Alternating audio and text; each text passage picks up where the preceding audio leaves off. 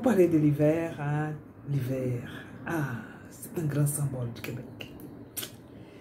La chose la plus différente de tout ce que j'ai appris ou que j'ai vu de ma vie, c'est cet hiver.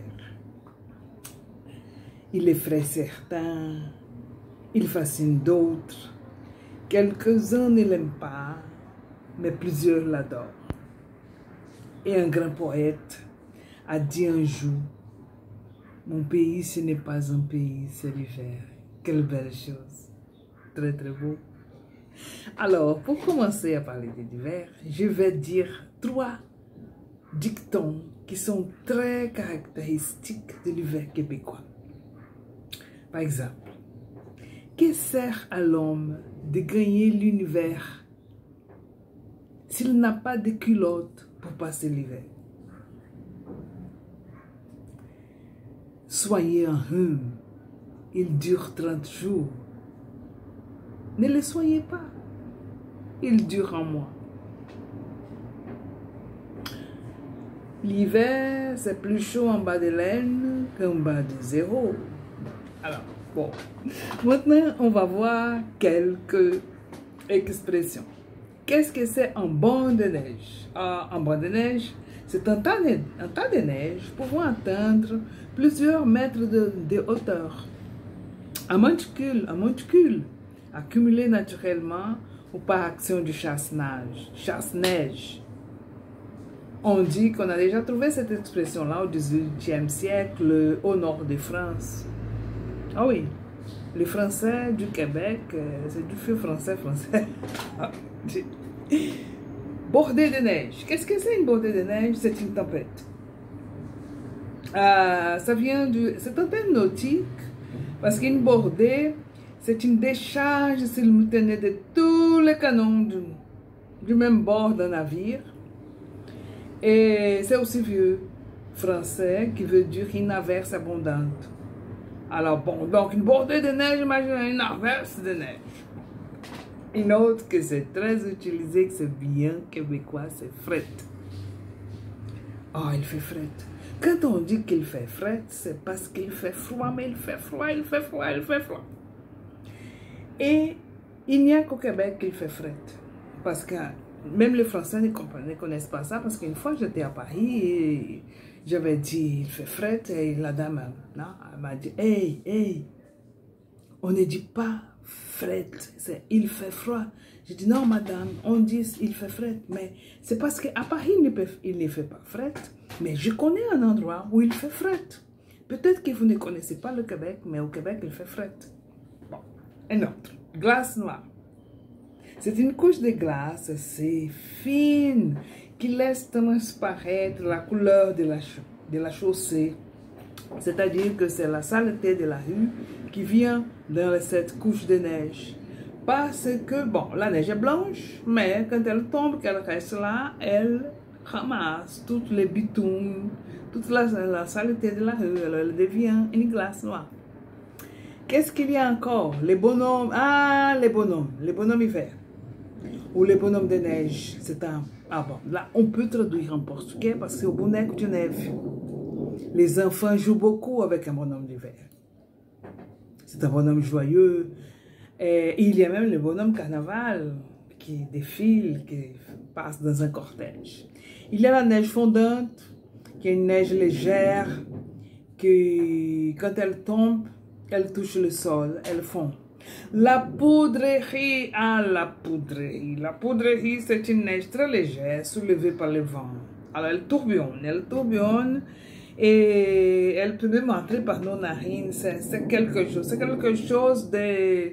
Comment je pourrais dire ça? C'est quelque chose que je ne sais même pas décrire. Parce que la seule façon de décrire ce que c'est une poudrerie, c'est l'exemple que je raconte. Parce qu'une fois, j'ai fait une petite chirurgie à l'hôpital de l'Université Laval, le CHUL. Et puis après, j'étais sous l'effet, quand je suis sortie, j'étais sous l'effet des anesthésiques. Alors, je suis sortie et pendant que je marchais, j'ai rencontré une poudrerie et les effets des anesthésiques ont disparu. Alors donc, il y avait là, j'étais prise dans une poudrerie et les cristaux de neige entraient par mes narines. Ça m'étouffait tellement. Alors la douleur et poudrerie, ça ne fait pas un beau ménage. Une autre chose, c'est l'ice slush. L'ice slush, c'est la neige fondante, boueuse, glissante. Il y a partout. Tout le monde ramasse de la neige dans les bottes et partout. Alors il y a l'ice slush. Avec l'ice slush, je pense toujours à un verbe que j'ai appris au Québec qui s'appelle s'enfarger. Que c'est perdre l'équilibre, c'est buter. Et s'enfarger, par exemple, tu peux t'enfarger dans un ice slush avec ton chat dans l'ice slush. Tu n'es pas capable de continuer.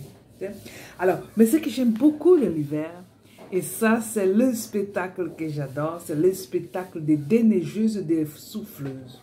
Je ne sais même pas comment traduire ça en portugais. La déneigeuse, c'est cette machine qui passe, qui ramasse la neige. Elle passe pendant tout. Quand la tempête a fini, la déneigeuse passe dans le rue avec une sorte de pelle très large, très grande, qui ramasse toute la neige. Mais il y a ce que j'adore, ce sont les déneigeuses, les petites déneigeuses qui ramassent les neiges sur le trottoir. Et parfois, il y a même des femmes qui conduisent les déneigeuses. Et qu'est-ce qu'elles... Bon, et ce qui est très intéressant, c'est parce qu'elles font la course sur le trottoir. Elles roulent, l'une veut rouler plus que l'autre, plus vite que l'autre. Elles roulent, elles vont, elles viennent. Et ils s'amusent, les gens qui roulent avec les déneigeuses. Ils s'amusent. Et ce sont les déneigeuses petites. Et une fois, j'étais là et je regardais ça. Et je trouvais ça tellement magnifique, c'était un spectacle pour moi. Alors là, j'ai filmé avec ma petite machine. Et vous savez ce qu'ils ont fait?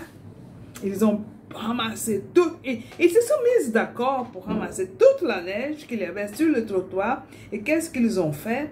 Ils ont tous jeté la neige sale sur moi. Alors, j'avais toute la neige dans mon nez. C'était épouvantable. Alors, j'ai dit, les crises de Caliste, qu'est-ce qu'ils ont fait avec moi?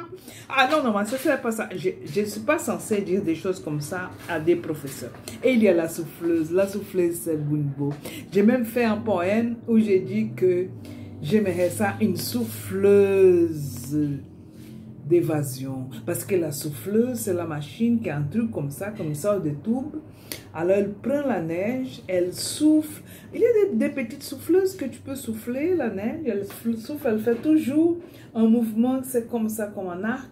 Mais ce que j'aime, que j'adore, que c'est quelque chose de différent, que les Brésiliens ne verront jamais ça, c'est quand il y a la grosse souffleuse qui passe et qui souffle la neige et qui jette toute cette neige qu'elle souffle dans un autre camion qui vient derrière. Alors c'est comme ça, l'un après l'autre, il y a le premier qui souffle et l'autre qui reçoit tout ce qu'il souffle.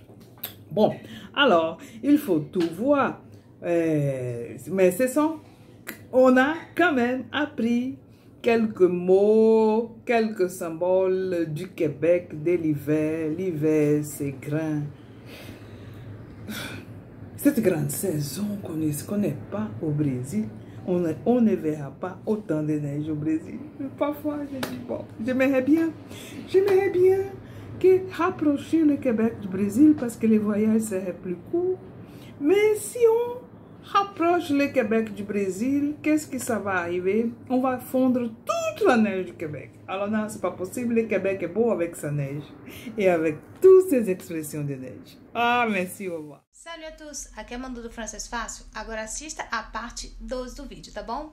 Bisous! Um ponto que pra mim é diferente entre a França e o Quebec é ligado ao anglicismo. Todos os dois têm anglicismo, inclusive tem uma briga aí. A França diz que tem mais aqui no Quebec, o Quebec diz que tem mais aqui na França. E existe uma imagem um pouco errada que é passada através de mesmo professores que nunca moraram no Quebec, que acreditam que aqui não tem muito anglicismo, por causa de uma lei que existe aqui no Quebec, que obriga as coisas que são assim públicas e tudo mais a serem traduzidas. Vou te dar um exemplo, um nome de filme, ou o nome do lugar aqui onde você vai comer esses frangos fritos, né? Os frangos fritos. Na França é KFC, aqui vai ser PFK, que significa isto aqui. Então algumas pessoas acreditam que o Quebec é super protetor do francês e que aqui não tem anglicismo. Mas, gente, deixa eu dizer pra vocês que o negócio não é bem assim, não. Pra mim, que tenho convivido aqui, eu acho que aqui tem bem mais anglicismos, inclusive, do que na França. O que eu entendo, porque o Quebec é rodeado, na verdade, de pessoas, é uma mistura, na verdade, com o inglês. Você liga a televisão, um canal em inglês, um canal em francês, na rádio é igual. Então, assim, é normal que o inglês seja mais presente aqui. Então, pra mim, aqui tem mais anglicismos, sim. E pra mim é normal aqui ter mais, porque a presença do inglês é muito mais forte do que ela é lá na França, entendeu? Um exemplo de um anglicismo aqui que eu acho super engraçado é quando as pessoas dizem assim, nossa, é muito bom, né? Eles vão dizer c'est full bon. C'est full bon, né? Que é pra dizer, tipo, nossa, é muito completamente bom. E também outro exemplo que eu acho interessante é na estrutura das frases. Exemplo, a primeira vez que eu ouvi uma pessoa me dizer, j'étais supposé le faire. Aí eu olhei assim e disse, I was supposed to do, né? Quando você fala inglês, você consegue perceber o inglês atrás. Na França, essa mesma frase, eu diria, j'étais censé le faire. Não j'étais supposé le faire. Mas aqui você vai sempre ouvir as pessoas dizendo, j'étais supposé le faire. Outro ponto que pra mim é bem diferente, assim, entre o francês da França e do Quebec, são maneiras de se expressar ligadas, que são bem características daqui. Ainda que todas as palavras eu conheça do francês padrão. Um exemplo que eu acho muito engraçado, é uma coisa que você vai ouvir muito, é quando as pessoas dizem je suis pas capable de faire ça. Eu entendo. Je ne suis pas capable, eu não sou capaz de fazer isso. Mas quando o québécois diz je suis pas capable de faire ça, ele tá querendo dizer je n'arrive pas à faire ça. Então essa estrutura aí, être capable, ne pas être capable, é típico do québécois. Então tem muitas maneiras assim que eles usam para se expressar com palavras que nós conhecemos do francês padrão. Aí pelo contexto você deduz, ele quer dizer que n'arrive pas à le faire. Mas algumas estruturas, gente, são novas mesmo, assim, eu realmente aprendi com o contexto, porque eu não conhecia a palavra, eu não conhecia o verbo, e o exemplo que eu tenho é quando as pessoas dizem il capote sur quelque chose, vamos dizer, il capote sur le fromage, significa que ele é louco por queijo, né, il capote sur le fromage, mas capoter, pra mim, era outra coisa. Outra coisa que pra mim é bem diferente assim no francês, entre o francês da França e o francês do Quebec, é na maneira de contrair as coisas. Na França nós também contraímos quando nós falamos na oralidade, né? A gente vai dizer um je suis, vai ficar suis, um je sais, vai ficar sais, né? Então a gente dá essas contraídas aí também. Mas aqui é umas contrações que são muitas vezes novas pra mim. Exemplo, quando eles dizem je suis à la maison, né? Na contração à la française, eu diria je suis à la maison, je suis à la maison. O québécois vai dizer je suis à maison, je suis à maison. O je suis fica je aqui e à la passa a ser um A, tipo um A mais longo, fica je suis à maison, je suis à maison. Então essa contração aí do à la que passa a ser A é nova pra mim. Oi. E às vezes, gente, é tão contraído que, tipo assim, eu me lembro que, nossa, algumas coisas que eu depois... é isso. Exemplo, quando eles dizem à un moment donné. Eu me lembro que quando me disseram à un moment donné, dizendo assim, à un moment donné, eu... Comment? À un moment donné? Isso mesmo, à un moment donné. No Quebec vai ficar à un moment donné. Outro ponto que pra mim também é diferente é ligada ao francês antigo. Uma coisa que vocês precisam entender é que muita coisa do Quebec, do francês do Quebec, é ligada ao francês antigo, tá? Um uso do francês antigo, porque quando os franceses foram embora e voltaram lá pra França, aconteceu várias revoluções lá com a língua lá na França, mas essas revoluções, essas mudanças não chegaram no Quebec, né? Porque o pessoal não estava vivendo aquela realidade. E eu me lembro que quando eu cheguei aqui, eu tava no carro e vi assim no outdoor, nous sommes déménagés. Aí eu fiquei, mas gente, que erro de francês é esse? esse nous sommes déménagés, gente, não é isso. Aí eu fui procurar na internet e li que o uso do verbo déménager, antigamente era possível usá-lo com o verbo être, como auxiliar no passé composé. Então não era errado antigamente dizer nous sommes déménagés. Já na França, hoje em dia, só se usa com o verbo avoir, né? A gente diz nous avons déménagé. Mas aqui no Quebec, é possível você ver assim no outdoor, assim bem grande, escrito nous sommes déménagés, para dizer nós nos mudamos. Então, como hoje nesse vídeo eu queria trazer para vocês um pouquinho do que eu tenho aprendido durante esses 3 anos que eu tenho vivido aqui no francês do Quebec, com toda a experiência que eu tenho com o francês padrão, né? E vocês hoje, agora vão poder dizer, nossa, quando te perguntarem qual é a diferença entre o francês da França e o francês do Quebec, você vai dizer, olha, tem vocabulário diferente, tem expressões diferentes. O francês do dia a dia, aí onde nós vemos as diferenças assim mais fortes, né? Porque onde a gente vai entrar naquele uso do idioma informal, e é no uso dele informal onde as diferenças elas são mais assim flagrantes, né? A gente diz mais intensas, mais fortes, né? Você vai poder dizer, os anglicismos lá são diferentes, né? Não é apenas ligada ao uso de palavras do inglês, mas é também ligada a usar estruturas do inglês no francês, né? Você também vai poder dizer que há uma diferença ligada ao francês antigo, ao uso de preposições de um jeito antigo, de verbos auxiliares e tudo mais antigos e tudo mais. E você também vai poder dizer que as contrações do francês do Quebec, se no francês da França a gente já come as palavras, eu acho que no francês do Quebec, gente, o negócio ainda é mais intenso, assim, é mais reduzido ainda. Então é basicamente isso que eu queria trazer para vocês e eu aconselho, se você quer vir para o Quebec, quer aprender o francês do Quebec, escute bastante. Então eu espero que tenha ficado claro para vocês. Se tiverem perguntas, é só fazer e eu respondo com o maior prazer, tá bom? Bisous, tchau! Je m'appelle Lucia, je suis étudiante de français avec le professeur Kelly en Loire UNED.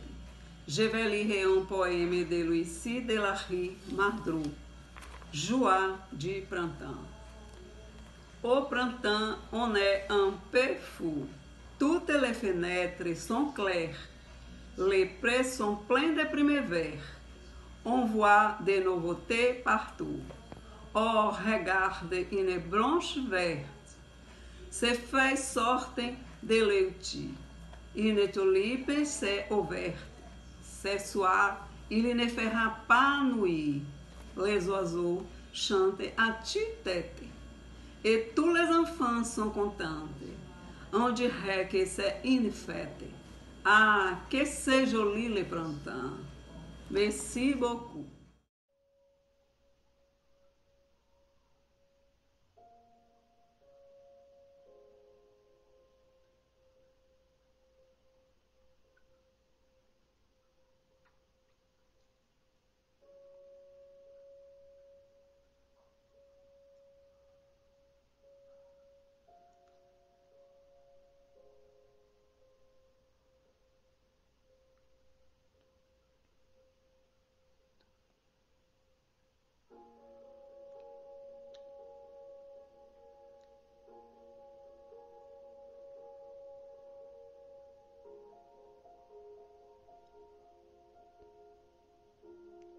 Ah, si vous étiez mort, de mon âme meurtrie je ferais une tombe, retraite chérie, mes larmes couleraient lentement, sans remords que votre image en moi resterait radieuse, que sous le deuil mon âme aurait été joyeuse. Ah, si vous étiez mort, je ferais de mon cœur l'urne mélancolique, abritant du passé la suave relique, comme ces coffrets d'or qui gardent les parfums. Je ferais de mon âme une ardente chapelle, où toujours brillerait la dernière étincelle de mes espoirs défunts. Ah, si vous étiez mort, votre éternel silence, mon âpre grand séjour aurait son éloquence, car ce ne serait plus le cruel abandon. Je dirais, il est mort, mais il sait bien m'entendre, et peut-être en mourant n'a-t-il su se défendre de murmurer « Pardon ». Mais vous n'êtes pas mort, Oh, douleur sans mesure, regret qui fait jaillir le sang de ma blessure, je ne puis m'empêcher, moi, de me souvenir, même quand vous restez devant mes larmes vraies, secs et froids, sans donner à mes profondes plaies l'aumône d'un soupir. Ingrat, vous vivez donc, quand tu me dis vengeance, mais je n'écoute pas. À défaut d'espérance, le passé par instant revient, me berce encore. Illusion, folie ou vain rêve de femme, je vous aimerais tant si vous n'étiez qu'une âme. Ah, que n'êtes-vous mort?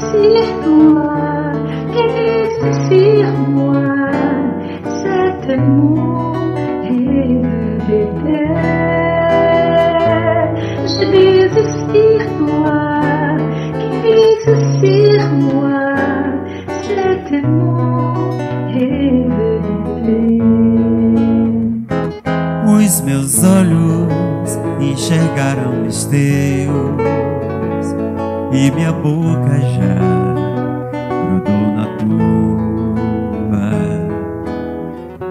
Comme chez d'un métier, mon pecado infini. Eu deslizo em ti e desliza em mim.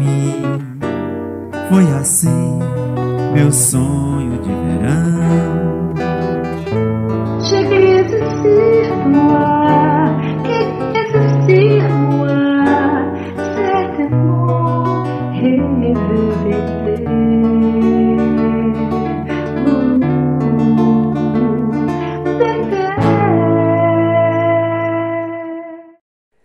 Je vais vous réciter un poème de Paul Verlaine qui s'appelle « Chanson d'automne ».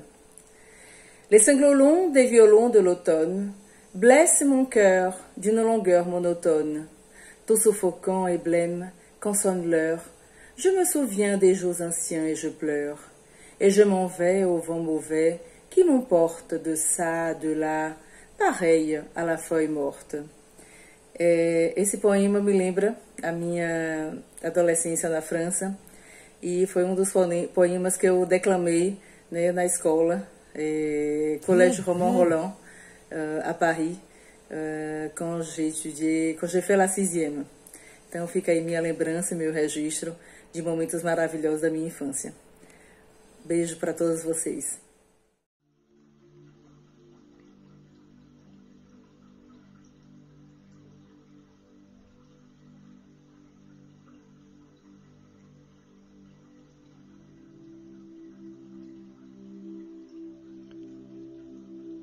Les eaux de moi. Les eaux me traversent, fortes comme les pluies dont ces torrents s'arrêtent d'être pluies. Courantes, elles traînent de matière dans le lit des fleuves. Imposantes, elles embrassent violemment les plages, les vagues, Majestueuses, elles inondent le sommet des rochers. Fiévreuses, elles saignent de rivières et étangs, de mers et océans. Nanins absolus dans les profondeurs, aux choses irrésistibles sur leur propre visage, Iemanjas indestructibles dans les balancements de la mer, Yensins inébranlables dans l'humidité des vents, Abas assoiffés, éclairs, tonnerres, Merzodoyas, Marabos, Obas, Dandalundas, Nomamizwatas, Merjanainas, Oguntes, Yaras, Sobas, Yewas, Kayalas, Merzolochum, Zolosas, Lokunzinaes, Mukunans, régentes de la vie, princesses d'Ayoka, vous êtes du monde, mère et main, le ventre sacré, les sangs écoulants. Les eaux me traversent torrentielles, comme une pluie d'étoiles filantes déchirant le ciel mouillé. Les vagues sont intermittentes, les déesses et les mots qui leur habitent, non.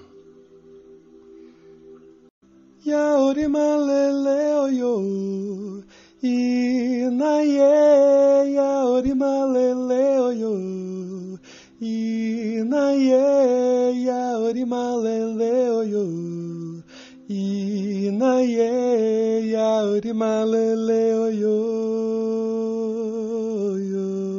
yaorimaleleoyo, oh inaye, yaorimaleleoyo, oh inaye, yaorimaleleoyo, oh inaye, yaorimaleleoyo, yaorimaleleoyo, oh inaye, yaorimaleleoyo, oh inaye, yaorimaleleoyo, oh inaye, yaorimaleleoyo, yaorimaleleoyo, yaorimaleleoyo. Et Morio, toutes les déesses des eaux.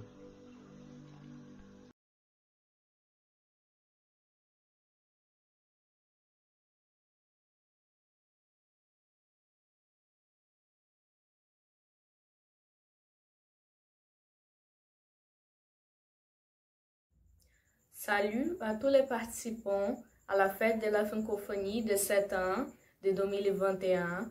Je m'appelle Sueli, je suis étudiante du cours de français de 3e semestre à l'Université d'État de Bahia. C'est un grand plaisir de parler avec vous. Maintenant, je vais réciter un poème qui s'appelle « Chez la fleuriste » de Jacques Prévert.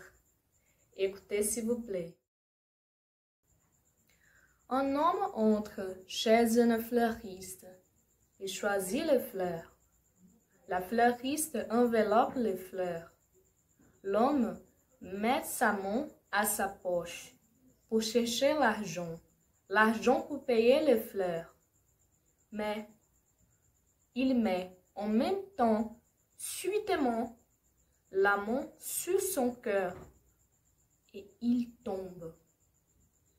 En même temps qu'il tombe, l'argent roule à terre. Et puis, les fleurs tombent, en même temps que l'homme, en même temps que l'argent. Et la fleuriste reste là, avec l'argent qui roule, avec les fleurs qui s'abîment, avec l'homme qui meurt. Évidemment, tout cela est très triste. Il faut qu'elle fasse quelque chose, la fleuriste. Mais elle ne sait pas comment s'y prendre. Elle ne sait pas par quel bout commencer. Il a tant de choses à faire avec cet homme qui meurt, avec ces fleurs qui s'abîment et avec cet argent qui roule, n'arrête pas de rouler.